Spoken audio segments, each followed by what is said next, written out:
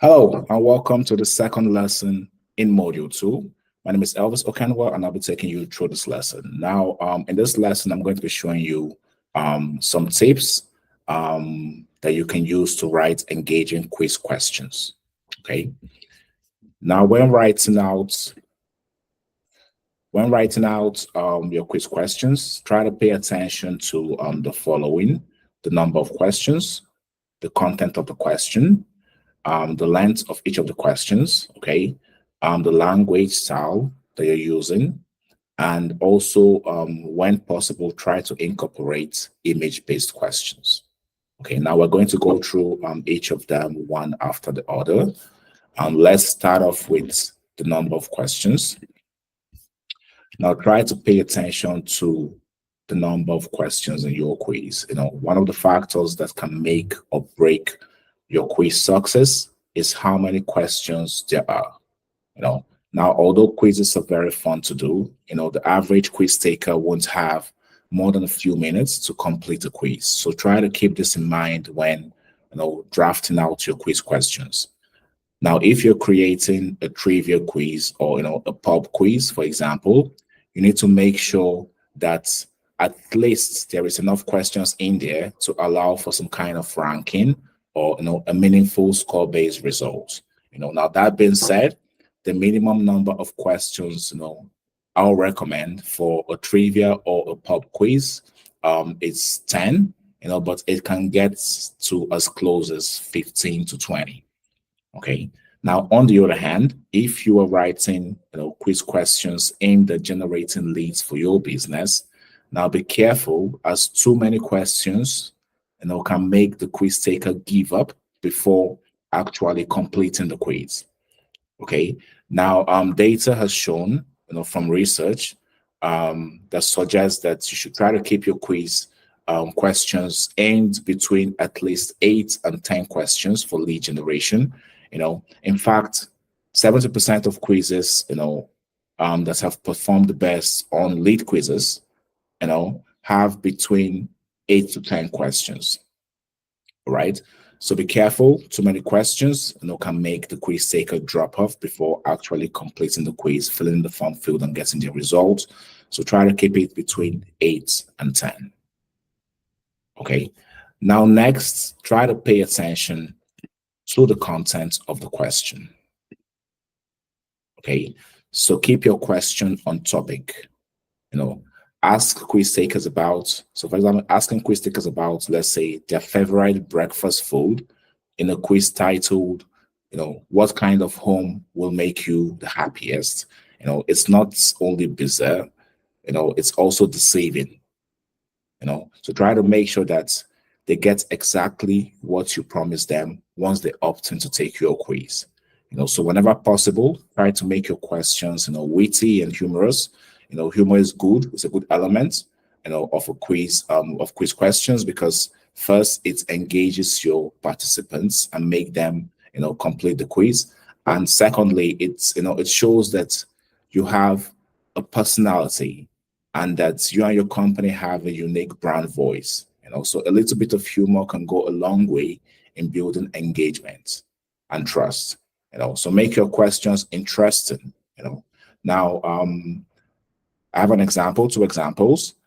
Now, the first example is quiz question rather. What is the one item you cannot go without every day? All right. Or if you were on a stranded island, which of this would you take? Okay. Now, both questions are similar, but of those 2 questions, you'll be more interested in replying to the second one.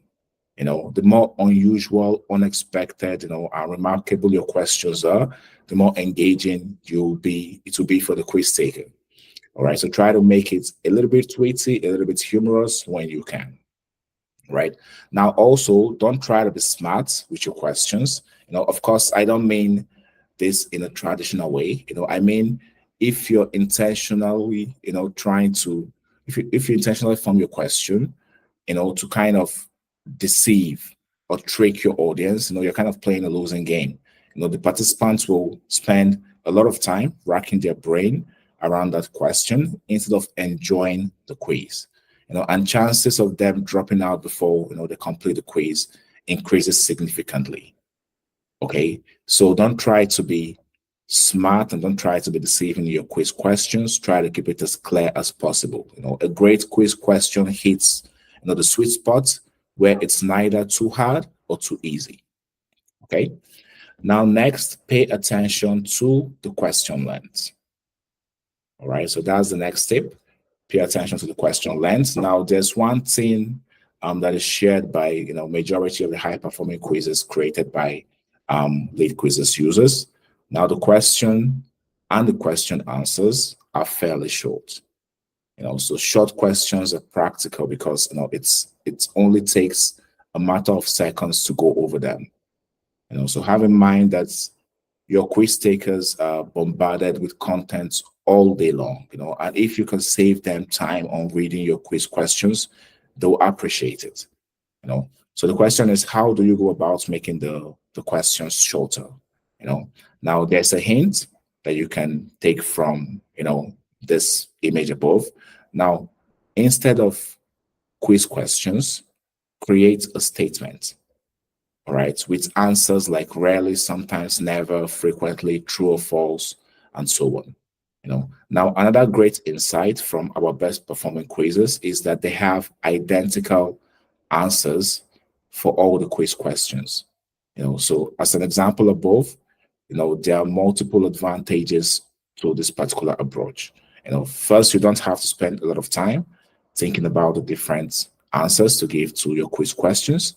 And secondly, this will create momentum for your quiz takers, and they'll know what to expect after a couple of questions, and they can finish the quiz more quickly. All right. So when possible, try to make the question answers identical. All right. So it can be sometimes, never, always, frequently, but that is the same answer option for all the questions in your quiz. That way you don't have to rack your brain, and also it gives your quiz takers momentum. And the way to do this is simply change your quiz questions to kind of statements. Okay. Now the next tip is pay attention to the type of language that you're using in your quiz. All right, so we're going to go over that one. Pay attention to the type of language that you're using in your quiz. All right, now the kind of language that you use for your quiz question will kind of depend on several factors. So who are you targeting? So what's your target audience? How much do you know about your target audience? How much do they know about the quiz subject matter? And also what effects are they trying to produce, or are you trying to produce with your quiz? Now ultimately, the one piece of advice all quiz creators should stick to is spare your words. All right. Now, don't use overly complicated terms that your audience won't be able to understand. Okay. Now, remember, the goal is to make the quiz taker complete your quiz. Not for them to think how smart you are. So as a quiz creator, you're also in the shoes of, let's say, a copywriter. And a good writer knows that simplicity sells. So try to make your quiz as simple as possible. If you understand the language of your target audience, incorporate that in your quiz questions, and that way they know you have expertise in that subject matter. Okay. Now the next tip is, whenever possible, try to incorporate image-based questions. All right. Now, there's a saying that picture is worth more than 1,000 words. Now, in the case of quizzes, images can make a huge difference. All right. Now, a fact, 65% of people are visual learners. And I think over 90% of information coming into the brain is visual. Now, on top of that, presentation with visual elements are 43% more persuasive, and those are facts. Now, if you look at majority of BuzzFeed, best performing quizzes that we have out there, they have one common trait. They include image question answers. All right. Now, the ability to use this image question answers kind of opens up a world of possibilities for your quiz questions. You can avoid having lengthy question answers by presenting it as an image. Also, if you can't think of a way to make your question humorous, or witty, you can always add, a funny picture to the question answers. All right. So whenever possible, try to incorporate images to your question answers, as this goes a long way in reaching a wider audience of people, and it kind of creates engagement in your quiz and makes it fun to take. Okay. Now in the next lesson, we're going to be looking at how you can set up your quiz on LeadQuizzes. All right. So I'm going to be quickly showing you in the next lesson. I'll jump on the LeadQuizzes platform and I'm going to show you how you can set up your quiz on LeadQuizzes. Cheers. Bye-bye.